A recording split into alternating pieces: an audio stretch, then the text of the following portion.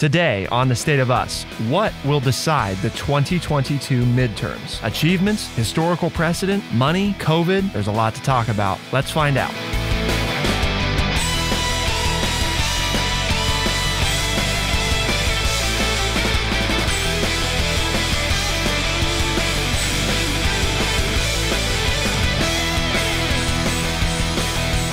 Welcome to The State of Us. I'm your host, Justin T. Weller, joined today, of course, by the friendly redneck liberal, the Mr. Lance L. Jackson. We've got a lot to discuss today. We're going to be doing some 2022 midterms, so you know it's a good day on The State of Us if we're talking politics. And there's a whole host of things that go into deciding the 2022 midterms, right? We're going to break down each of them, looking at achievements, historical precedents, how money is playing in, more money than ever before, in fact, and, of course, COVID. But before we do that, Lance, what's the word of the day? Usually there's some lackadaisical attitude towards the midterm elections, but there's no oscitancy today. How do you say that again? Oscitancy. It is 4 syllables. It is a noun. It is spelled O-S-C-I-T-A-N-C-Y. It means drowsiness, dullness, apathy, to yawn. But this year, the midterm elections are actually in 2022. The midterm elections are not going to be loaded with oscitancy. People are excited about it. They're involved. They're interested, and they're giving their money. Record levels of money, actually more than for the last presidential election, believe it or not. I mean, right, the big question is, can the Democrats maintain power? That's kind of what we're fundamentally asking ourselves. So really, a lot of what we talk about today, the burden is on the Democrats, right? Not the Republicans, because just like with any midterm elections, the party not in power really just has to yell and scream about how dumb the party in power is. That's what they got to do, right? And the defense for the party in power is, here's all these awesome things that we've done. Clearly, we should be allowed to hang around. So it really doesn't matter which one it is. In this case, it happens to be the Democrats. So we have to focus more on, well, what's on the Democrats? What do the Democrats have to overcome to avoid a Republican overthrow? Because historically, right, Lance? I mean, that's what's going to happen. If we're just going to play historical odds, the Republicans are probably going to take control. Exactly. Because if you look at midterm elections, even all the way back to FDR, who had, 4 terms as president. So you would say he was a very powerful presidential leader. He would lose votes during the midterm elections. Now, he didn't necessarily lose control of Congress because he had wide margins. And that's part of the problem, I think, in 2022 for the Democrats, is that their margins were not the margins they thought they were going to get in 2020. So they're starting out, in a sense, air quotes here, behind. They don't have a lot of wiggle room here. And that's obviously one thing they have to overcome. But history shows us that it doesn't matter if you're Republican or Democrat, as the president or even in Congress, you lose votes, you lose representatives during the midterm. So that's the biggest obstacle, I think, that the Democrats face, is that history says they're going to lose seats and their margins aren't that big to begin with. So in all likelihood, if you were a betting person, you would bet on the Republicans gaining control of the Senate and maybe even the House. Because that's one of the big questions, right? Is, well, how much of this stuff that Democrats want to get done is going to get done? And everybody keeps pointing to that like it's going to be this big deciding factor. But I go back to 2010, Lance, right? The 2010 midterms, and Democrats are in control, much more decisive control than they are right now. In fact, I mean, they had, was it 60 votes, right, in the Senate at the time? So you're in a much better place. You've passed the most significant reform. Again, I'm not saying Obamacare is great. I'm just saying it is just factually, right? It was the most significant reform to healthcare since probably Medicare, right? So, I mean, a huge, you're passing huge monumental legislation that was divisive and has, of course, become even more divisive since then. I mean, you're doing that, right? You're bailing out the economy. I mean, they ratcheted up a lot of achievements. Again, you can disagree with the achievements in terms of whether or not they're good things, but they were getting a lot of different things pushed through, and they lost. Right. So I mean, again, history, right? They're not on the side of the people in power. Really hard to hold on to it.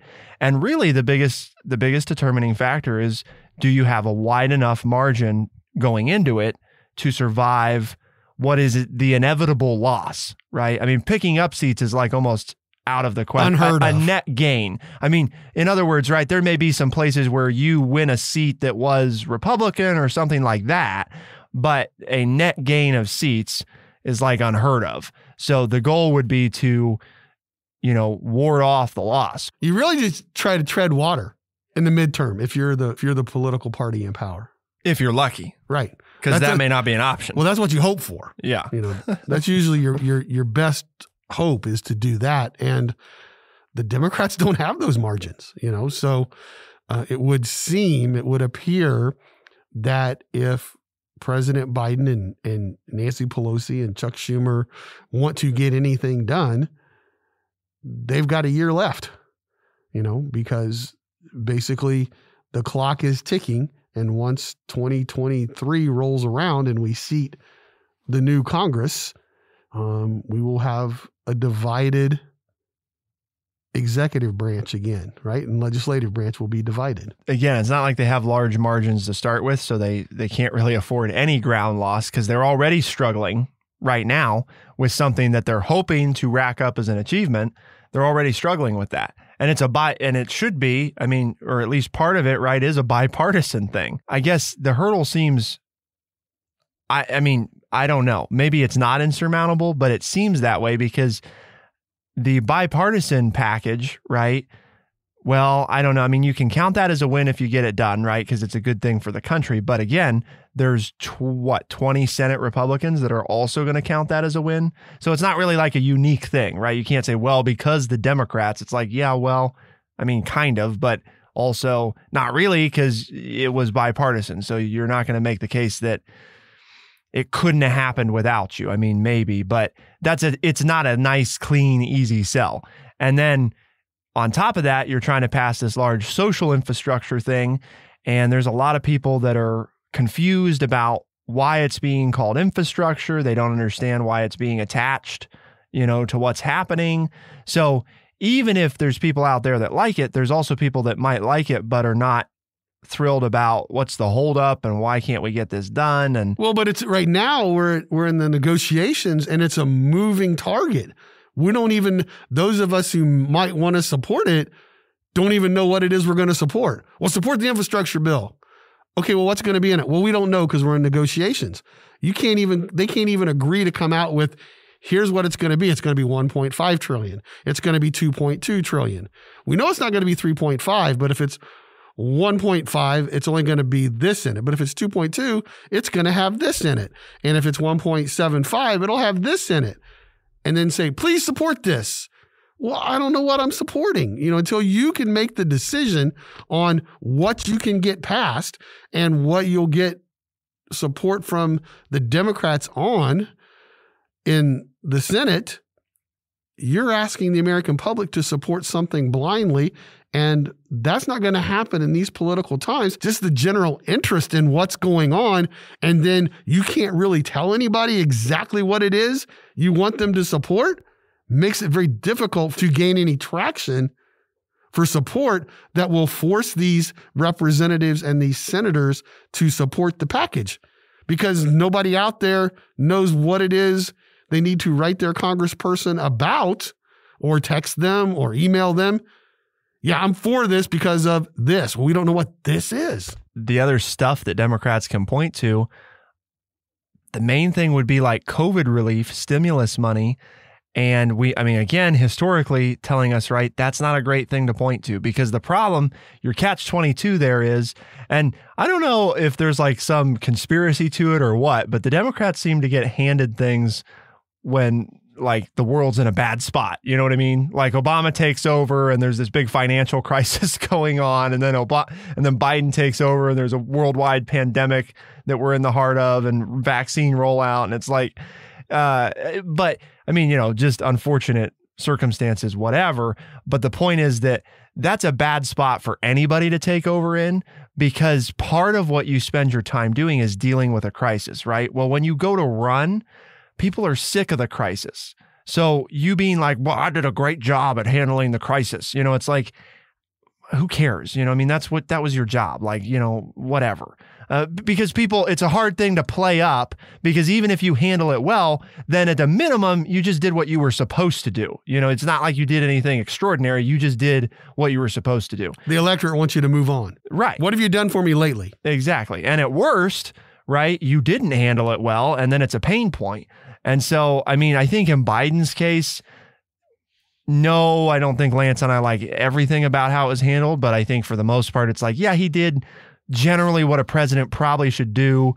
But again, that's not like a big, like, oh yeah, look how good, what this amazing thing that the Democrats did by being in power. It's just kind of like, yeah, they did what you do when you're supposed to take care of the country and be in charge. So you've got that, which isn't really like a thing, I don't think, that they can play up very hard. And the only other big thing that comes to mind, which many Democrats don't want to take ownership of anyway, is Biden's, withdrawal of troops from Afghanistan.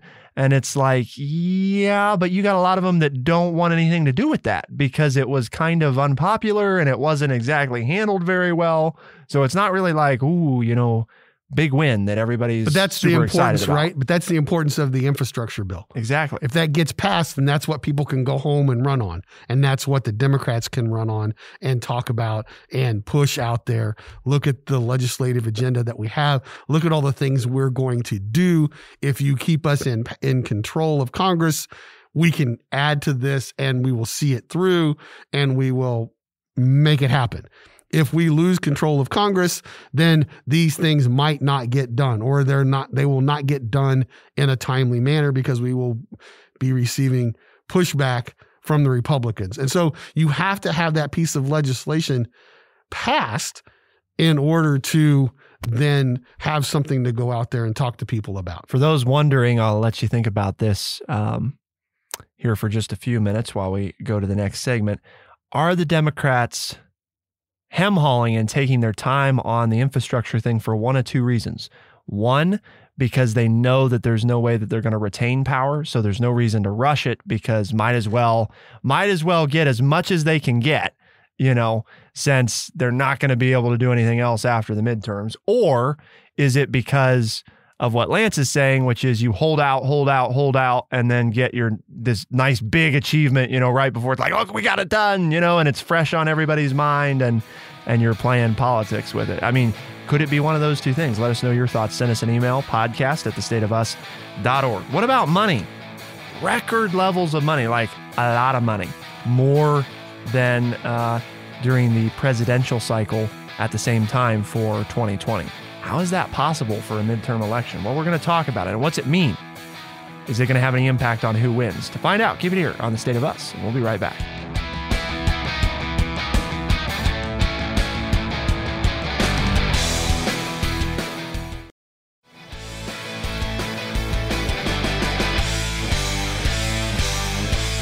The two parties' main war chests for the House total a combined $128 million.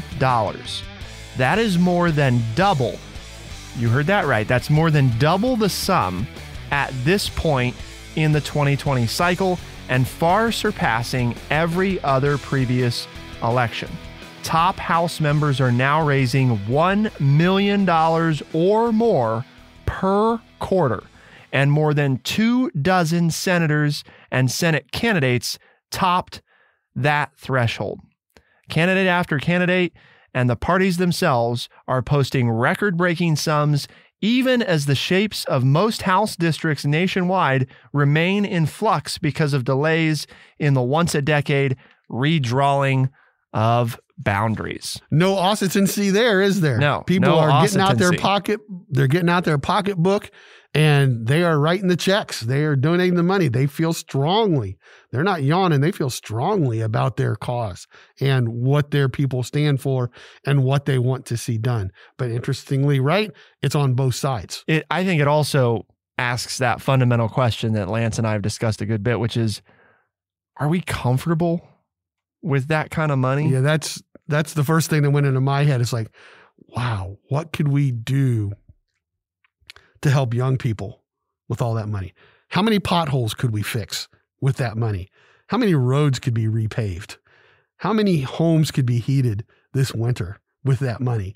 And instead, we're going to watch 30-second political ad after 30-second political ad telling me how bad the other side is, when most of us have already made up our minds about which side we're going to support. So really, a lot of money going into swaying a very minute part of the population, because not all of us will see ads. If you live where we do and the Republicans get most, they have total control of the state, we're not going to see a whole lot because they're going to count on it getting it. You're only going to get bombarded in minute areas where there are legitimate races. Other than that, all this money is going to go into very finite pockets of the United States.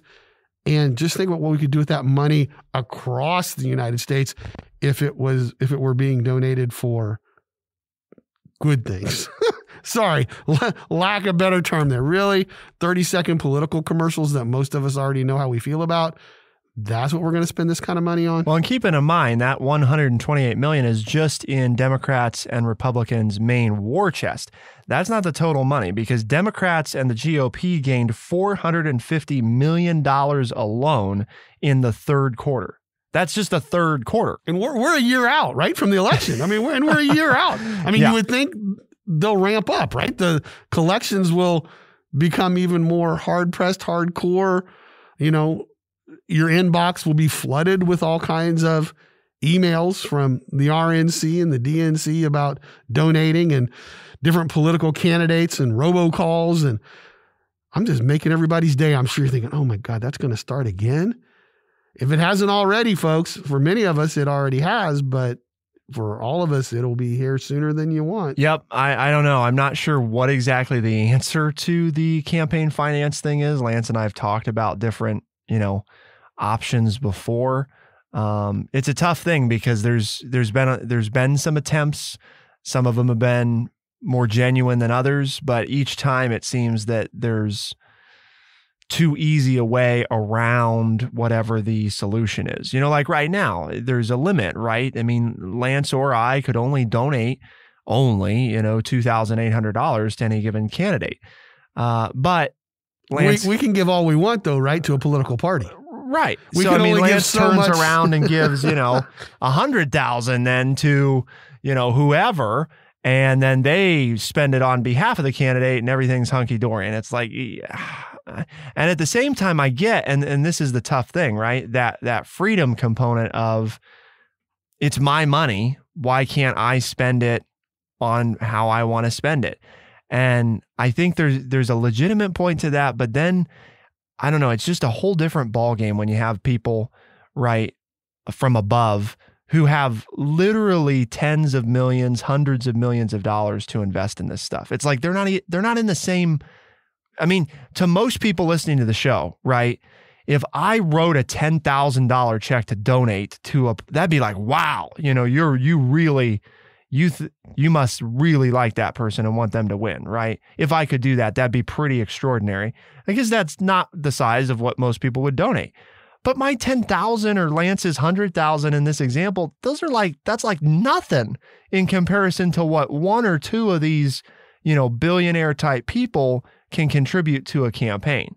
So I guess it's a matter of perspective, right? Too, because we all I think it's everybody down at the bottom gets kind of all twisted up about this, you're going to step on my freedom by not letting me donate. It's like, yeah, well, even if I wanted to give $1 million to somebody, I can't because I don't have $1 million to give to anybody, and for some of the people donating out there, as we know, $1 million's like, dropping $1 in the offering plate. So I don't know. That's part of why I think it's tough, because I get the freedom thing of protecting. It's my money. I want to use it how I want. But it's like, folks, we could round up probably everybody that listens to this show. And if we all gave what we give in a standard election cycle, it doesn't equal the same authority, even if you doubled it, as one of those big donors.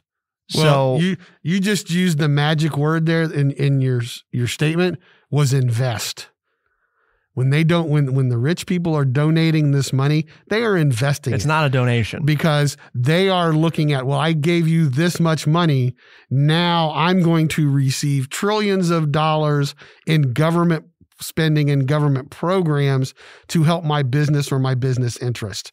And that's where we in the little world, the small people world, we have to get with the program that these people are trying to influence the election because they're getting something out of it. And that's not right, okay? That's not about freedom, okay? It's not about it's my money. They are controlling where federal dollars will go by buying interest in these people. And that's what these people with a lot of money are doing. They're supporting Democrats and Republicans so that no matter who gets in, they can say, hey, remember what I did for you? Now, build that highway off-ramp so that I can develop this piece of land so that my business can grow or so that I can get this commercial entity in this place. And I'm going to reap rental property money for eons, for generational money for my family based on that $1 million or $2 million or $10 million investment. And that gives them power that they shouldn't have as an individual citizen. That's my answer to, quote, freedom to do whatever you want. They shouldn't be able to buy influence any more than you or I, because our vote should count the same as theirs. And obviously, if they're giving all that money and it's influencing federal government decisions, their vote's counting for more than yours and mine. And that's the freedom we should be fighting for. And that's across the political spectrum, right? To your point, people buy into both. The really rich often buy into both parties because they're hedging their bets, right? And it's a bet, it's an investment, it's not a donation. You know, there very rarely is somebody with big money doing it and not expecting some kind of kickback down the road. And I want to be sensitive to, yeah, you can call it evil and you can demonize them and whatever, but it's like, frankly, I mean, if you had that kind of money, don't sit there and tell me that if it wasn't against the rules that you wouldn't consider it. It's easy to sit here, right, and say, oh, I'd never do that. There's no way. And it's like, well, yeah, I don't know. If you have the money and you want more money, then it's legal, right?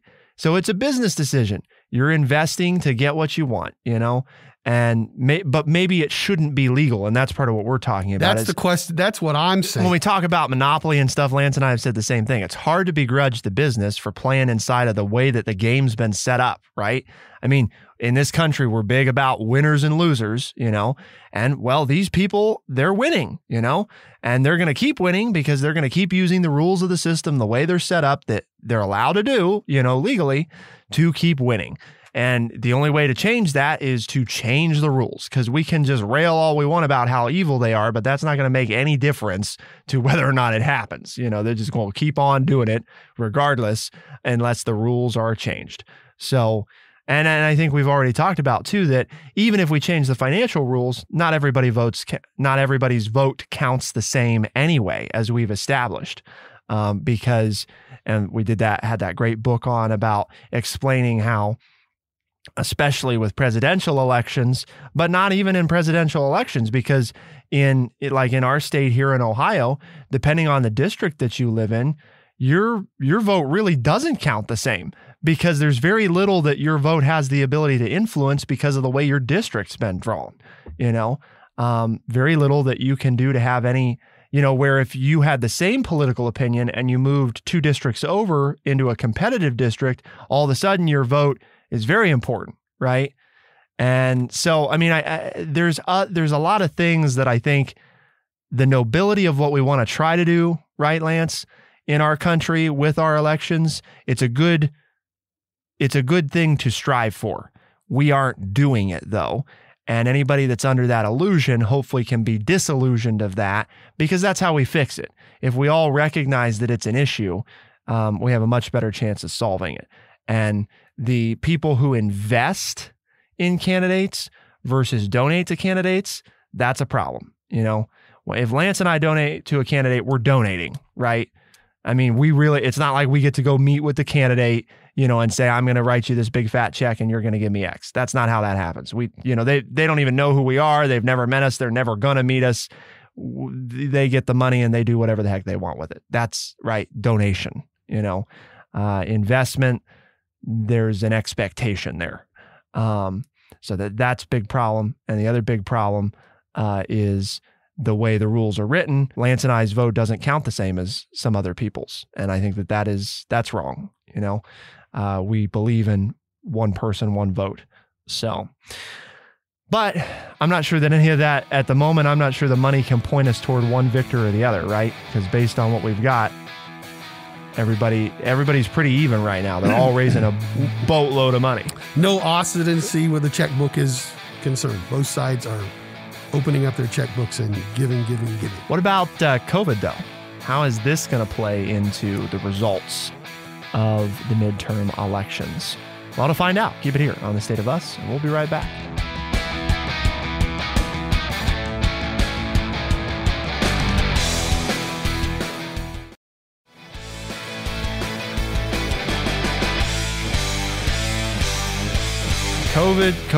COVID. Everybody loves hearing about COVID-19 and the Delta variant. Well, there was an interesting piece in the Columbus Dispatch, that's a local paper here in the great state of Ohio, and it was talking about that this could be the wild card maybe, right? Could be the wild card, because we do know, and now we'll go a little more history, right? Recent history. Let's rewind to President George W. Bush. Yes? Here's a midterm election where we're in crisis, right? We're going to war. There's big things happening in this country. And all of a sudden, that's one of the few things historically that tells us, yeah, you might throw in something that changes all of that other stuff that we told you about history, right? Which is that when the nation feels threatened, we're a lot less likely to switch things up because we're generally more unified, more together, and more likely to continue to support what we've got in front of us. Now, that said, COVID's a tricky one, right? Because it's not somebody blew up the World Trade Centers. That was an easier thing to rally behind and understand, right? COVID is this even more invisible enemy than terror, even more difficult for people to wrap their heads around. Well, and what develops in the next year? Does there become a new Delta variant? Do people start to get better? Does Merck's pill that they say will fight COVID once you get it and stop long-term hospitalization or death become the norm and start to work? Then it's no issue whatsoever. If there's a new variant, though, and new struggles and the economy is struggling or all of that, then it affects it on a much greater level. If we start to wipe it out and it goes away, and then the Biden, which I don't think is going to happen, but if it does, then the Democrats can say, look at what we did, whether they did it or not, right? They're going to carry the banner and say that they did it. All of those things. So it's kind of the wild card, and I think that unfortunately it's going to play a role. How big a role I think is up for argument. I don't think it's going to be a big role, but I think it'll play a role. The other thing is, what events are going to happen between now and next November that will play a role? Is there something out there that's going to happen that we don't even know about yet that will play a role in the midterm? Does something happen in Afghanistan? Does something happen with a new variant? Does something happen we haven't mentioned one of our favorite people in a long time, with Putin and Russia, because there are some things going on that we're probably going to do an episode here soon. So those are the wild cards. COVID is one of them. And I think there are other wild cards that we haven't even had occur yet that might lean this one way or the other. But I think I'm going back to the history. history says if you want to bet, on this, which I don't know why you would, but if you were, you think the Democrats are fighting an uphill struggle to maintain control of the legislative branch? I would not voluntarily gamble at this point on any outcome of the 2022 midterms. No, sir. No way? Even if I gave you 100-1 odds? Well, I mean, if you could guarantee me 100-1 odds, you wouldn't put a 10 spot down? I'd offer you 100-1 odds.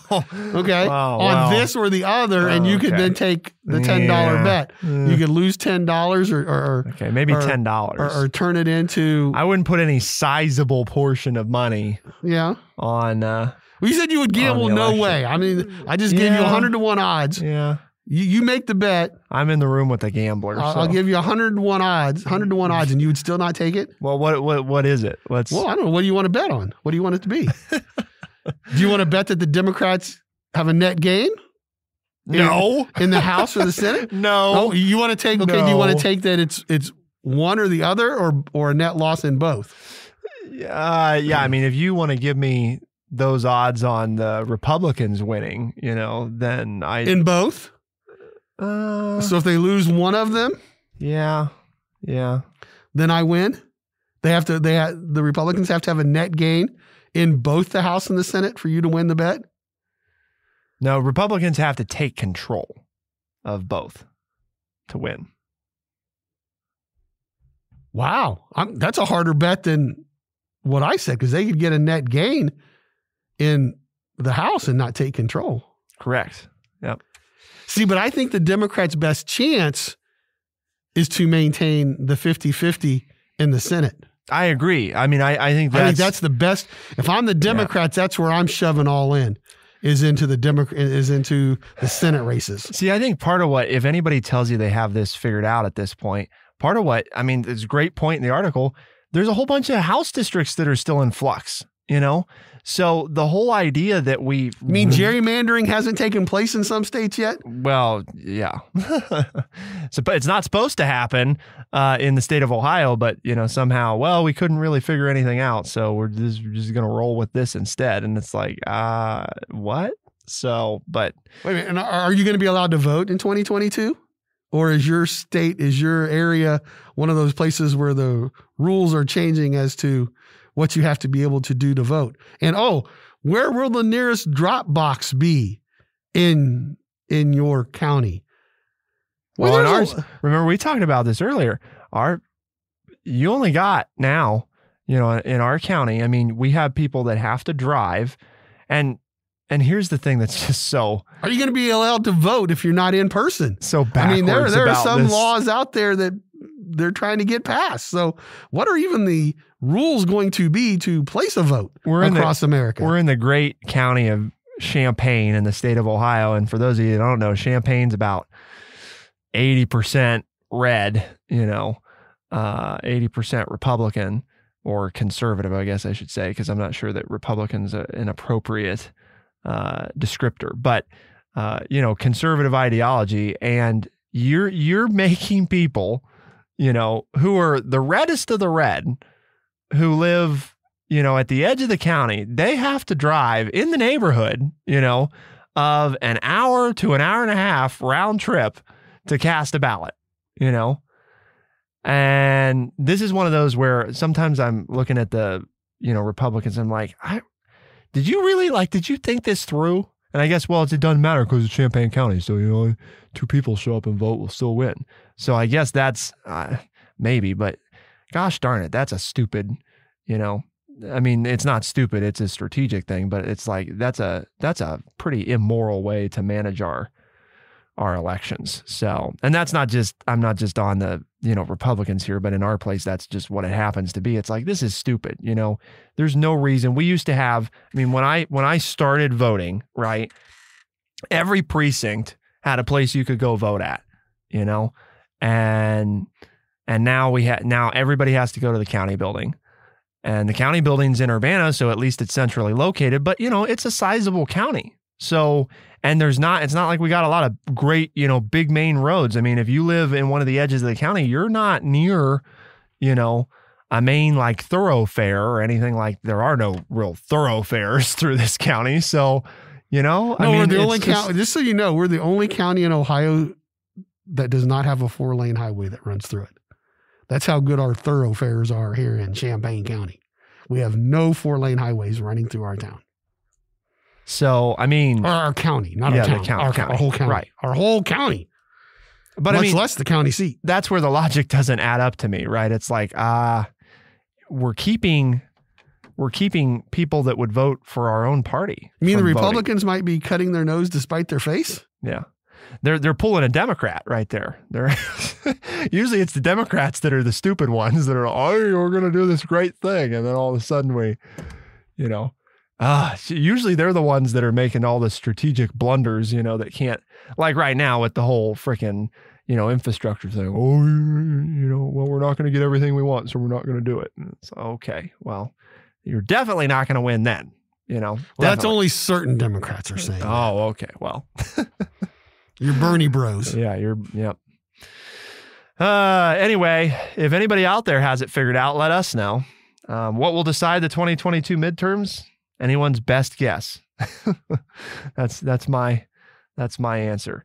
I think the big thing, right, is what we summed up there just a few minutes ago, Lance, is the things that we don't know yet that could still happen. Those are the big misnomers that nobody knows because the world's in a weird place right now. Strange place. Draw to an inside straight. Since you mentioning gambling earlier, well, you're drawn to an inside straight about the 2022 midterm elections. You should have been a professional gambler. Oh, I wanted to be, but then it's not in the cards. All right. So why are we doing this, folks? Well, because here at True Chat, we have a mission to educate people by providing honest, open, and respectful conversations. And hopefully you enjoyed this one and you didn't have a lot of hesitancy in your reaction to this, that you stayed focused and you liked it and you're talking around the water cooler at work. Tell those people that, hey, they need to listen to the show as well. And they say, well, how do I find this wonderful, mind-blowing opportunity? And you say, well, they're on Spotify, Overcast, Stitcher, Apple Podcast, and everywhere podcasts are found. The State of Us is available Tuesdays and Thursdays as a podcast first thing in the morning and on the weekends in select talk radio markets, AM and FM radio stations across the country.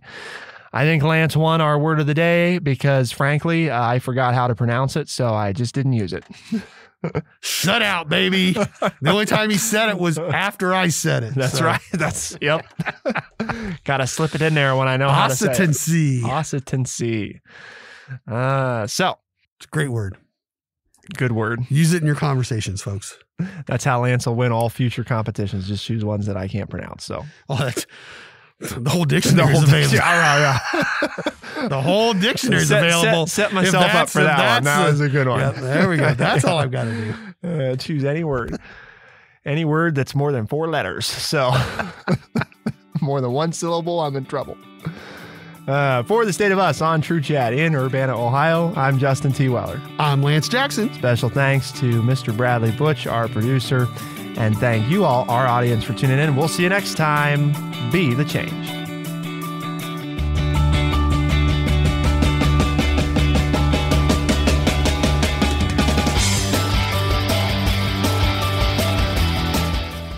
Be sure to check out our website, thestateofus.org, for books, articles, and all the ways to tune in.